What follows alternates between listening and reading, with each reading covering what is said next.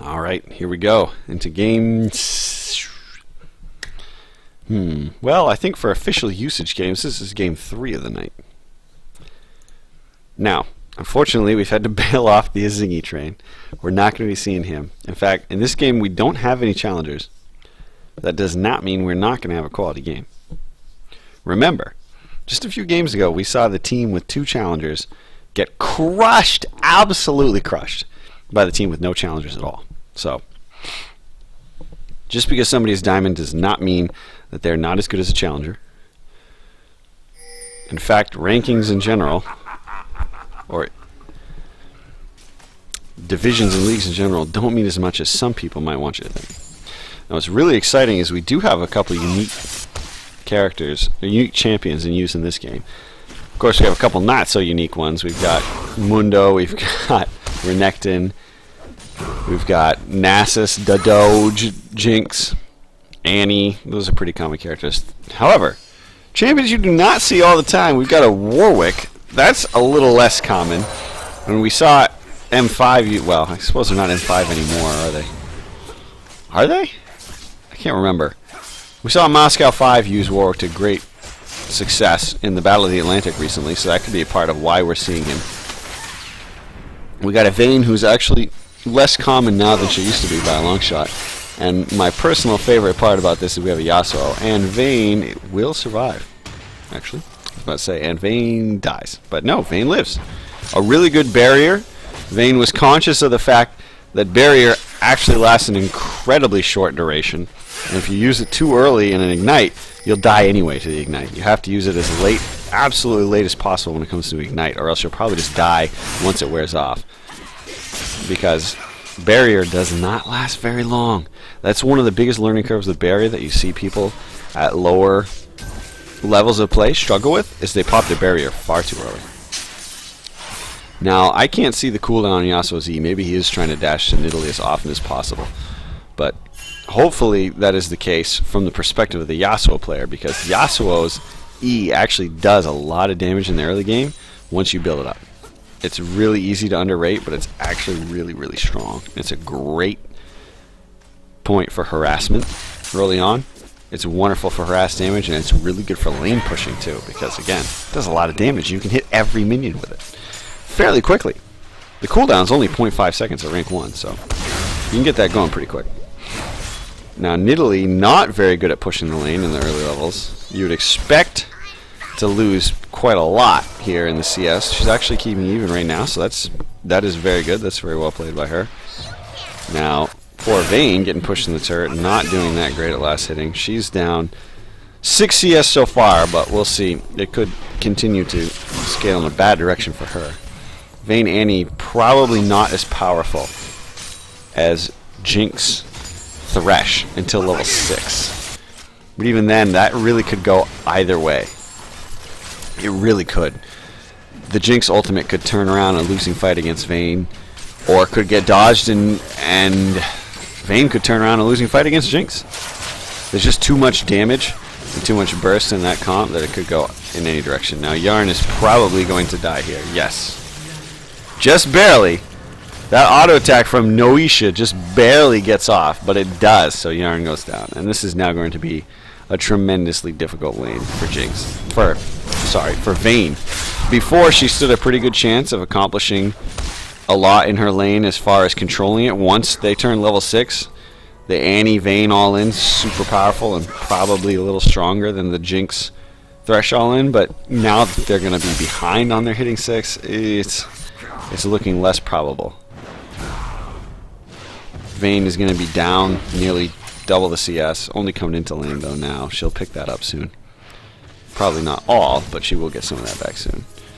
Nidalee is struggling in terms of health and mana when it comes to fighting Yasuo here. However, she's doing really well for herself on last hits. Really, really well. I'll have to see if she can keep that up. Once she hits 6, Yasuo might not have such a pushing advantage on her, but she's going to have to take a lot of risks in order to counter push as hard as he pushes. Oh, he's going to go for the ult here and possibly pick up the kill. If he gets a dash and then one more Q, it's over. No, he doesn't get the Q, so he dies. And he flashes right before his death, too, so his flash is gone. Really well played by Nidalee. Not that well played by Yasuo. And we're not condemning him, but what it comes down to is he missed a Q, you know. It was intentionally dodged by Nidalee, so that was really good on her part. But, hey, it's such a quick, such a short skill shot. The onus is kind of on the Yasuo to land, and he didn't, so. So this is that Thresh Jinx bottom lane bullying and domination that we're talking about coming into effect here. Yarn is just, oh gosh, I was going to say she's just too far behind. Then I thought she was going to die.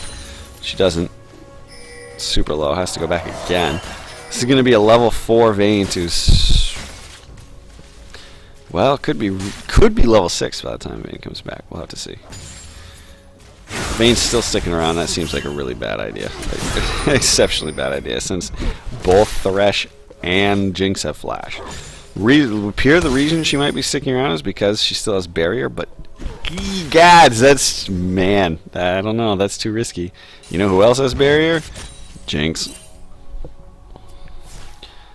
She does hit the 5, so she won't be 4 against the 6. She'll only be 5 against the 6. Looks like, nope, she's going to be called. Okay, so okay, she might, she's thinking about sticking around for another wave, but she gets out of there. Probably the smart idea. No, she doesn't. Oh, she's toying with my heart. She's toying with me. Now, K for Kim-Chi, I'm not sure. That could be hot shot. But anyway, K for Kim-Chi is actually was losing straight from level 1 in this lane, but is now seems to pretty much have the lane under control. He's making it do what he wants. He's doing a really good job with that, if I do say so myself. Now Nidalee with the blue and the winner of the lane pushing around Yasuo when Yasuo was the one who was totally dominating before. Really unfortunate. Probably should have just backed off after that ultimate and ignite. Honestly, he was in a fine place at that point anyway. He could have just left. I understand. I'm the kind of person who would also go in for that kill there too. There's nothing more glorious than kills, and it feels in the heart like there's no glory in going back and recalling a play as safe. Like, that's boring. So I understand completely why he did what he did. Unfortunately, the way it worked out has put him in a really, really tough spot. It's not the end of the world. He could still do okay once he gets his core. Really nice wind wall there to block a Q that it looks like it would have hit him. Now he went Avarice Blade first as like a first item. I actually like this. We'll see if it ends up working out well for him. Oh, Yasuo with a really, really tip of the sword Q. Really nicely done. Really good of Warwick to come in and save him like that. Well done by Warwick as well. He tried to rush it, clearly tried to rush his way. 6 did a good job, came in where he was needed. And that could be a problem for Nidalee. Normally a Nidalee would be pretty hard to kill, but a Warwick who can go for that ultimate from range could find himself in a good place. Now, oh god, I don't know why we switched to top lane. Bottom lane seems like a horrible thing that's happened. Oh, if Mundo had turned off his burn, he might have actually lived there. Yes, bot lane is a bad thing that has happened. Why? No! Why have they done this? Annie's not doing a good job controlling Tibbers either. And she dodged back into the zap, and oh, a double kill for Jinx. It seemed, we saw that. That was what I was talking about, the double 6 all in from the Annie Vayne, but oh man, it just doesn't seem worth it. It certainly, I don't think worked out the way they wanted it to. I doubt they're all that happy about the double kill on Jinx. Oh, Warwick ultimate is up. Oh no. No, what is he? Oh, he should have gone for it. She has no support or anything. She has no flash. It probably wouldn't have been a kill, but huh. Well, I guess he wants to try to save it for a certain thing, or maybe he wants to try to save it to help out mid some more.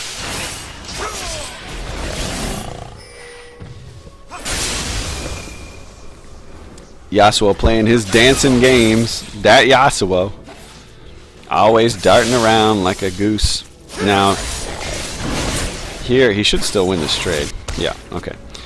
Here, oh, but Nasus comes in. If he lands that Wither, Yasuo is toast. He does not. Okay, Yasuo is safe. Now, it may sound from your perspective like I am biased towards the Yasuo. And I will tell you right now, if that's what you think, you're absolutely right. I love Yasuo. He is such a fun champion, and he is so toast now.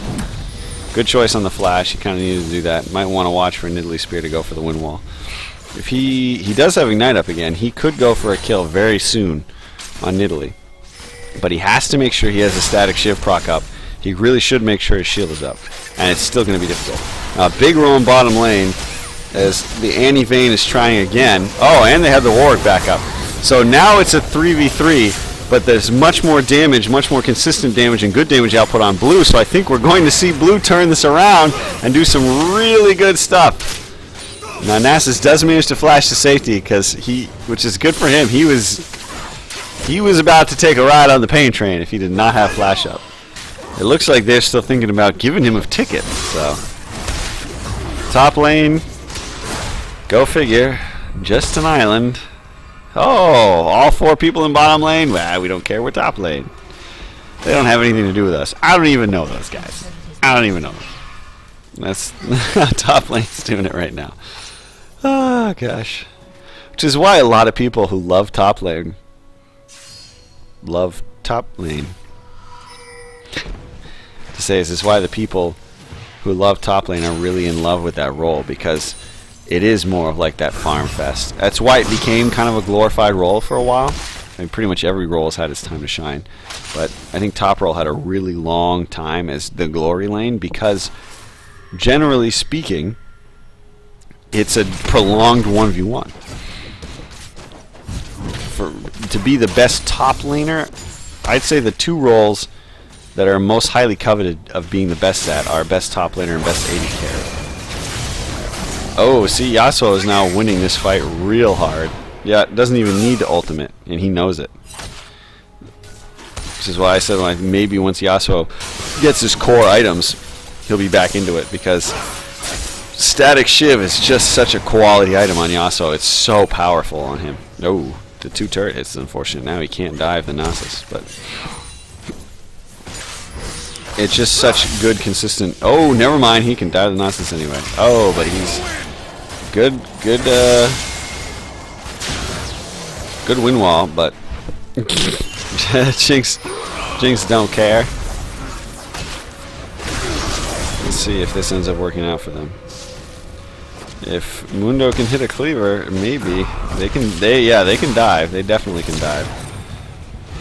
I'll let Mundo tank. And that's gonna work out really well done by the 2 top laners there. Let's see. I would imagine Nidalee will live, but we'll see. No, she will not.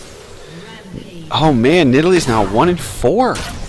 Wow, really rough game for Nidalee in what seemed like it could go so well for her after that initial level 6 bout.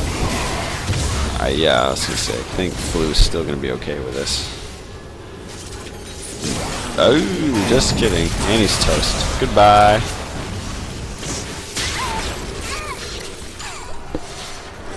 Goodbye, Gangsta Swerve.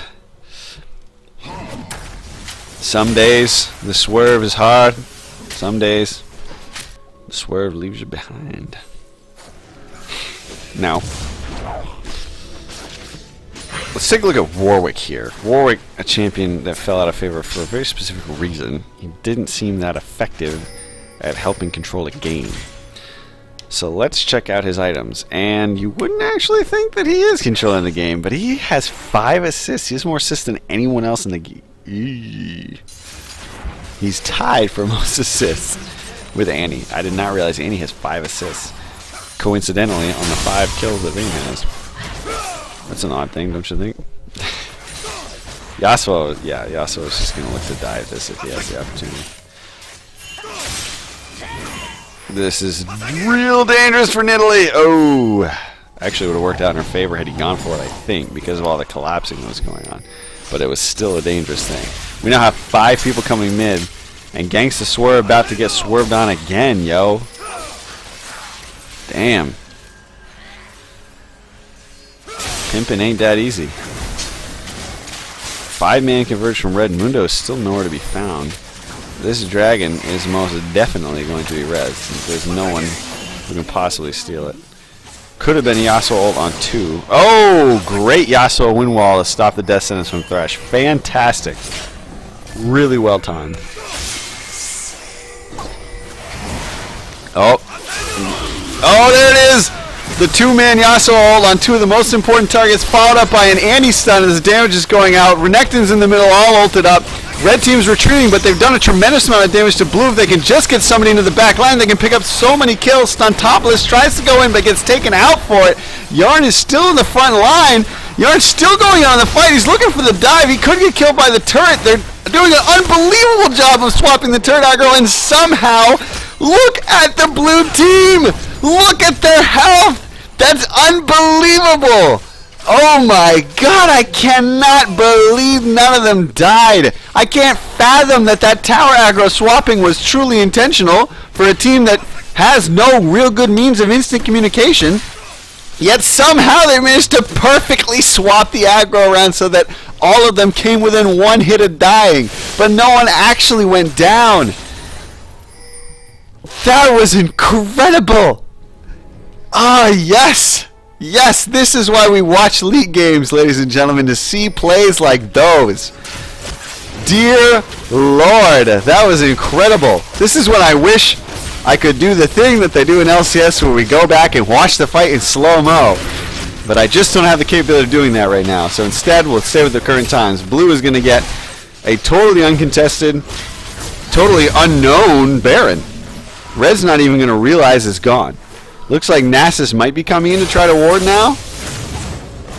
But, well, he should have a decent idea of the timer, actually, since he saw them recalling.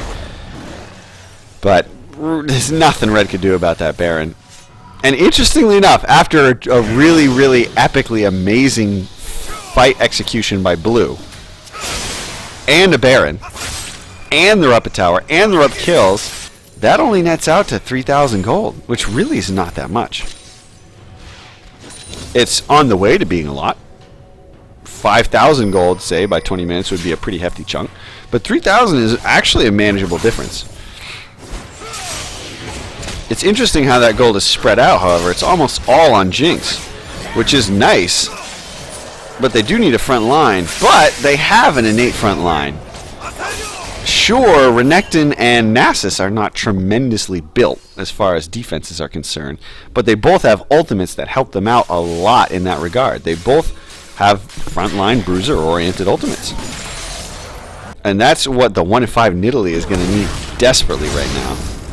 Nidalee is just getting, really just not having a good game. Nidalee really needs a front line to protect her because she's just really far behind right now. She doesn't have the damage to be all that threatening. She lacks the ability right now to control her own sphere of influence. And that's a big thing for mid laners. Mid laners, generally speaking, need to, at high levels of play, need to be able to control their own sphere of influence. They need to be able to exert the pressure and threat to make other people back off, frankly. That's why a lot of times you'll see mid laners play initiate-oriented champions, or why the mid laner for a team is kind of the person who's like, all right, let's go. You know, look at, in the old days of Reginald and Nijaki on Morgana being the ones to go in, or a lot of people playing Diana during Season 3 because they like those champions where the mid laner can take control of the game and really run with it.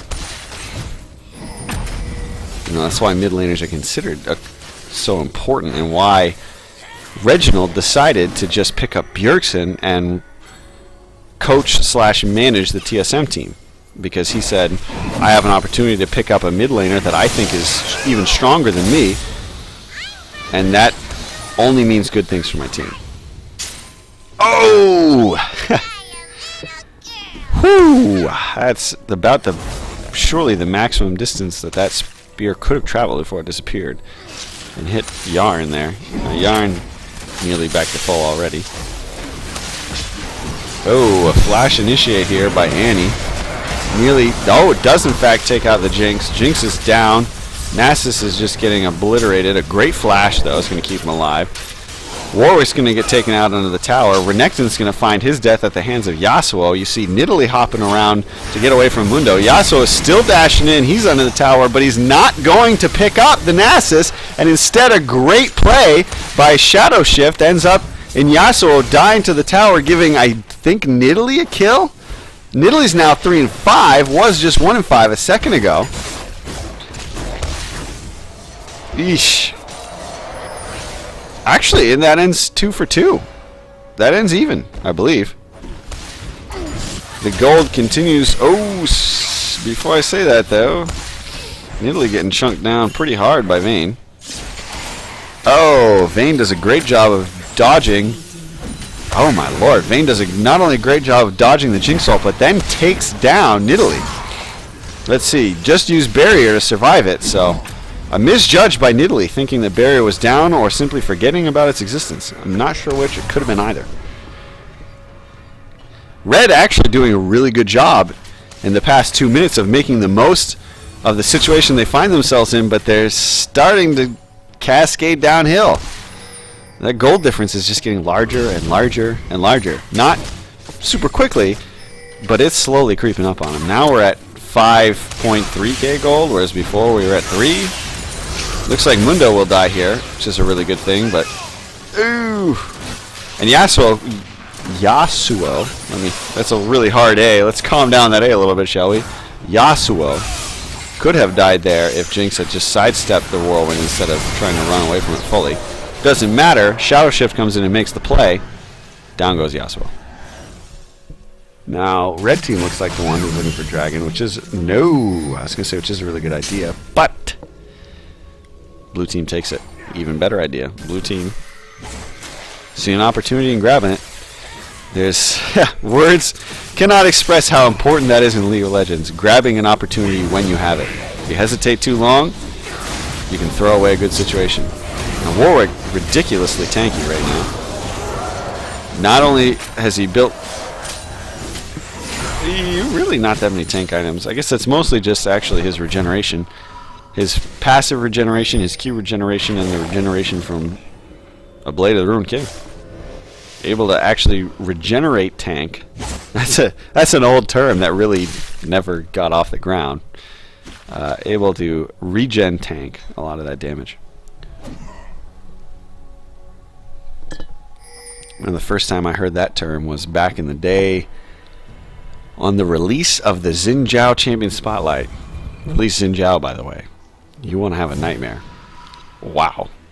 Anyway, release Xin Zhao Champion Spotlight suggested that with a Spirit Visage and a Warmogs, combined with what was then his passive of every 3 strikes, he would regenerate health. I can't remember what it was. Tireless Warrior, maybe? I can't remember what it was called. That he could be built as a regeneration tank. And he still can, actually, but interestingly enough, it's an AP build. AP Xin Zhao heals so much from his W. Looks like Yasuo has been caught. There's a problem for Yasuo. And perhaps something to note for aspiring Yasuo players is that in a situation where you are swarmed by multiple people, there's almost nothing you can do to escape. Your best bet is to try to... Let's start over so I can have a better foundation. There's almost nothing you can do to try to get a fancy escape. It's not going to happen. What you can try to do, which Yasuo is capable of pulling off, is get a fancy kill. Take someone down with you. Yasuo is a champion that excels at fighting in an area. Give him the opportunity and he can pick up kills in ways where places where you thought you were safe. But he's not a champion where if you give him an opportunity, he can escape from under your nose. He's not a very good escapist. It's just not his strong suit. So, aspiring Yasuo players, if you see a situation you say, oh no, I'm screwed. You want to be really creative? Use your creativity to fight and try to get a kill. Not your using creativity to escape. It just isn't going to work for you. Unless you happen to have like a miracle line of enemy minions in your retreat path, then I guess you're okay. That doesn't usually happen though. Now Vayne really caught out here, but Totally jukes K for Kimchi out of his shoes. Gets to safety.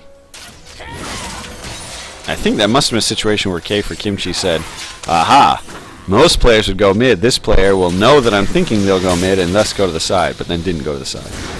Nasus making that mistake that we saw a couple games ago where you say, I'm going to walk the convenient path rather than the safe path. Gets caught out for it. Now, K for Kimchi manages to pull the Annie ultimate and get away, so very positive turn for them. Blue taking a look at Baron, possibly going to start that up. That could be interesting. It's definitely a real threat. Red can't really ignore that. Blue can definitely take this Baron. And by can take, I mean they just took. Wow. That's another thing Yasuo is good at, by the way, ladies and gentlemen. Baron Nashor. He is really good. Really, really good at Baron Nashor. Like, super exceptional. Okay, for Kimchi, comes, sneaks around behind, takes out Yarn. Really nice job by him. Unfortunately, for him, he's dead. Mundo, however, gets surrounded during this, which lets people forget about Warwick, who comes in and picks up the Nidalee. Now, Warwick should die because his blood scent ran out. Down he goes. Mundo actually gets away. Does he? Oh, maybe not. We don't know. We don't know. He still could. Oh no, he's on a ward. They know he's there. But that doesn't mean they're going to catch him though. Mundo, notoriously hard to catch. Very sneaky. Not to mention the only person seemingly interested in going for him is Thresh. Now Thresh should keep trying to go for him, because if Thresh just waits, his team will show up. Oh no, Thresh should try to draw him in closer. Thresh is trying. He's trying to stop him. Mundo has his ultimate up again, though, so this is a weird thing that's happening right now. Oh no, and Nasus is caught out and dead. Goodbye, Nasus. You were a good pal. This poor guy. Who is that? Of Serenity. This poor guy. He's finding himself in really, really unfortunate situations. Remember we talked about that goal lead that was creeping up on red? Now it's nearly 7,000. Okay, well, pretty clearly 6,300, but 6,700. Yeah, nearly 7,000. That's not unfair. And the Yasuo ultimate's back up, by the way. Another note about Yasuo, his ultimate cooldown, way shorter than you think. Super-de-duper short. Yarn just obliterating people right now. Should die, yes he will. Picked up by a turret.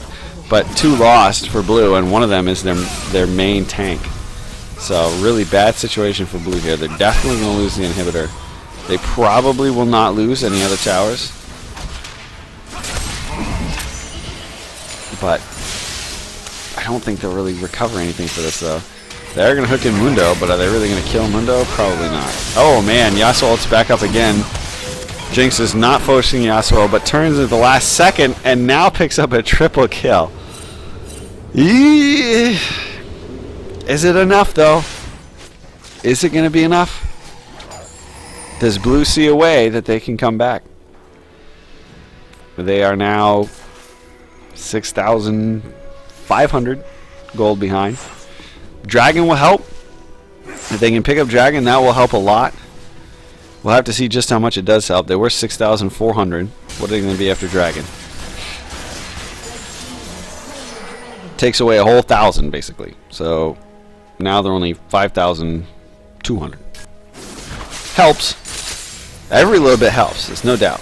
Again, I'm not saying they can't come back. I'm saying what is their plan to come back. Oh, picking off Warwick. Again, just another thing that helps.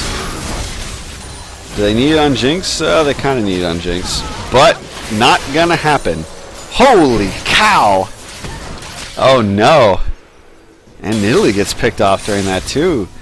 That went terribly for red. I'm not even sure what to say. I don't know.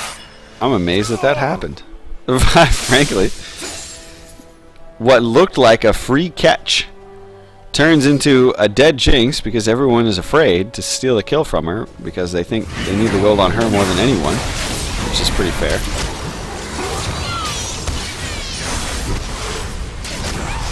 And then Nidalee gets picked off by Yarn, or Vayne, either way you want to call it. So now we've got support and Nasus alive to try to defend here against Yasuo, Mundo, and Warwick's alive but not here for a while. Oh, Jinx is back up. Really, really unfortunate turn of events there for Red. It's just something that you hate to see. You think you got the kill in the bag and then someone dies for it, especially when you have 4 of you there. Oof.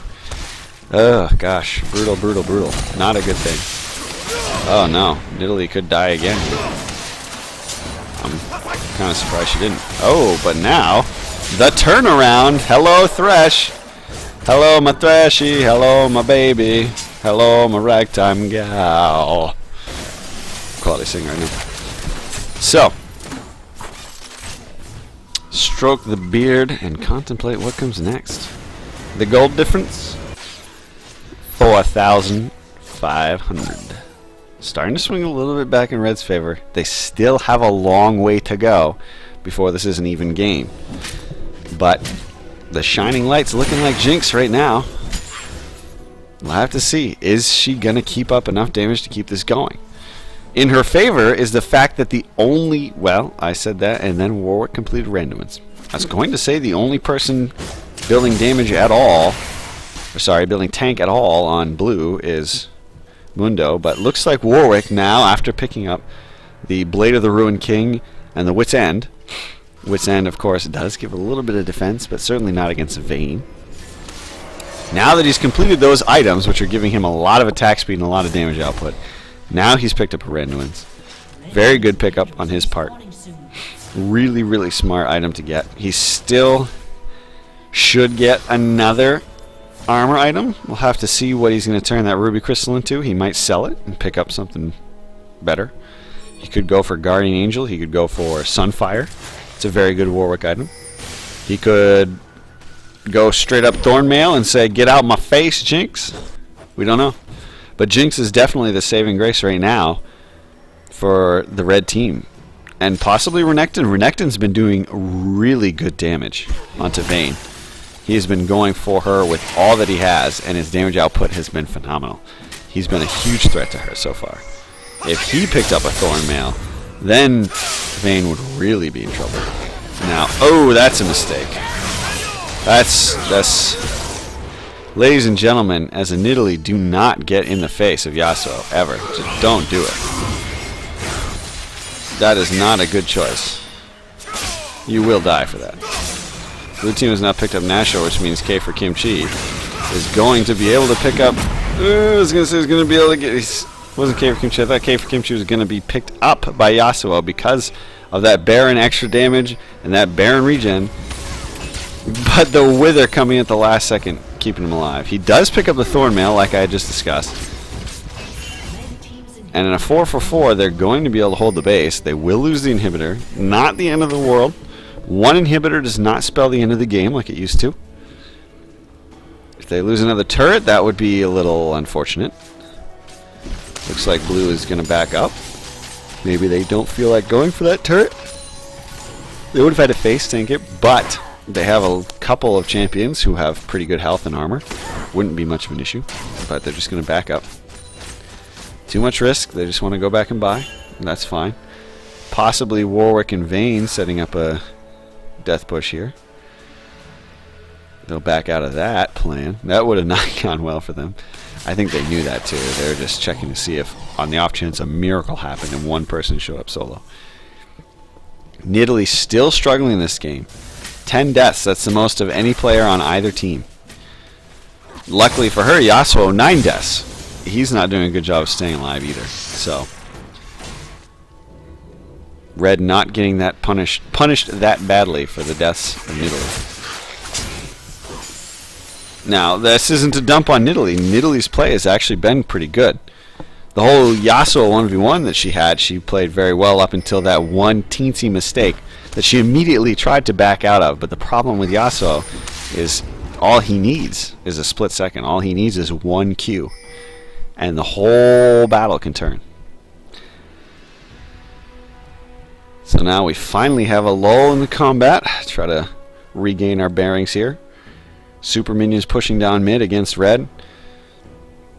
Blue with a back now to a 6k gold advantage. That gold deficit's really swung back and forth. Blue deciding to go with the group is 5 strategy with their Baron buff. Warwick actually ults over the death sentence by Thresh. Will die between the tower and the Jinx damage. Jinx manages to dodge the Annie stun. Jinx will now probably pick up this kill on Annie. Oh, it doesn't look like Jinx will pick up the kill. Yes, she does, which allows her to continue this chase. It looks like they're going to go for... Vayne is definitely going to be dead here. All they need is one more Wither on the Vayne and she is toast. Vayne almost has a fantastic plan in Italy to pick up a kill there. Renekton is struggling with Yasuo. I'm not surprised. I don't think he can take Yasuo at this point. Red team is trying to chase around Mundo, who's actually doing a great job to simply delay them. That's all that his team needs is some delay, and life is good. Oh no, Yasuo gets caught. This is going to be the death of Yasuo. He goes down. Yasuo. 10 kills now, tied with Nidalee. Not good. That is a huge thorn in the side of the blue team. I don't think they're going to catch Mundo. I don't think they should try. I think they should give up and go for Dragon. Is the Mundo kill really worth it in the long run when you could have gotten some kind of objective? I guess they will get tower for this, but they wasted a lot of time for Mundo. Coincidentally, going for Mundo is why they picked up Yasuo. Suddenly now they've got a lot of damage. Okay, and Mundo will die. Alright, so I guess in the end they do get the kill. And if they push another turret, perhaps even worth it. I'll be really sad to see them let Dragon go, honestly, because it's such a great comeback mechanic these days. They're still 2 down and Warwick isn't there, so they can get this turret. Probably the inhibitor too. A good attempt on Annie with the Jinx ultimate, but swings wide. Red gets an inhibitor out of this. Are they really? I wouldn't recommend it. Okay, good. They're going to back out. They're not going to go for the Nexus turret. That's good. I was worried that they would do that, and that seems like the wrong way to go. Annie gets caught with a stun and instantly removed! Wow! That's so much damage. That's the game! That's the game! It's over! It's over! That one Thresh hook, that's the game. That was the tipping point. Wow. This is what happens when you get this late in the game, when the matchups are this close and this tense. All the Annie and Yasuo had to do was let them leave, and they could have tried for another big team fight. They went for it. They got too greedy. Wasn't obvious from their perspective. It's not obvious that that's too greedy. From us, the omnipotent viewers, it's very clear that that's a really, really risky play. From their perspective, though, I can see why they would think, let's go for this. It's one of those high-risk, high-reward plays, frankly. But the problem with the big risk is that when it doesn't pay off, you suffer greatly. The only reason you stand to gain so much is because you could lose so much. Oh, and they lost. Whew. Great game. Really, really good game to watch. Our 4th come from behind in a row now. 4th come from behind victory. Man, this is... If anything's going to go to show you that you should never give up in League of Legends, these games should be it. That's why I think for Season 4, at least for the solo queue ladder, the most important stat that you can have is not your kill-to-death ratio, not your number of assists, not your gold earned. The most important stat you could possibly bring to your team is going to be morale. I think above all else, the team that will win out in Season 4 is the team that keeps their morale high and that stays a team. They never give up being a team. That's not easy to do. That's very, very hard to accomplish. Lots of times people will break down and start fighting each other, but if you can just stick together, if you can still function as your team, clearly, as we've seen, anything is possible, and you are never out of the game.